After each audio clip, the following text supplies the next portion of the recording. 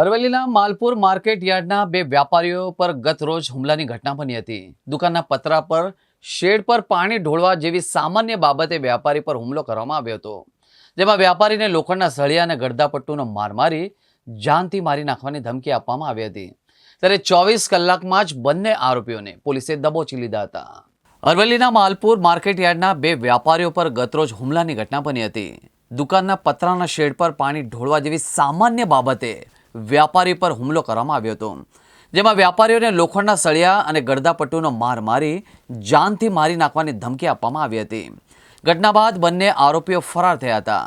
જોકે પોલીસે આરોપીઓને ઝડપવા માટે અલગ અલગ ટીમો બનાવી હતી.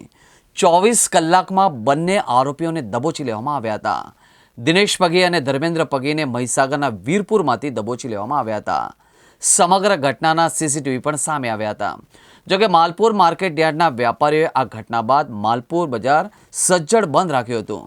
પોલીસે બંને આરોપીઓ વિરુદ્ધ ગુનો દાખલ કરીને કાયદેસરની કાર્યવાહી હાથ ધરી હતી. ગઈકાલે માલપુર ખાતે માર્કેટિંગ યાર્ડમાં દિનેશભાઈની પોતાની પશુ આહારનું જે માલ સામાન મળે છે અને એમની ઉપર એક જીમ આવેલું હતું, જેમાં જીમની ઉપરથી પાણી ઢોળાતા જે દિનેશભાઈ છે એમને કીધેલું કે મારું છે એમને નુકસાન થવાની સંભાવના છે, એટલે આપ ધ્યાન રાખો.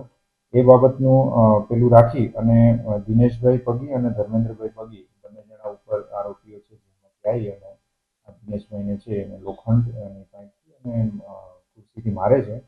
આ વાતની જાણ થતાં તાત્કાલિક પોલીસ ત્યાં પહોંચે છે અને જે બંને આરોપીઓ છે એની વિરુદ્ધમાં સતત ગુનો દાખલ કરી અને આગળની જે પ્રક્રિયા છે એ પણ હાથ ધરવામાં આવેલી છે.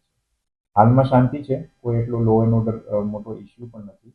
બે વ્યક્તિઓ વચ્ચેનો આ ઇસ્યુ છે, જેમાં યોગ્ય પગલાં છે એ પોલીસ દ્વારા લેવામાં આવેલા છે.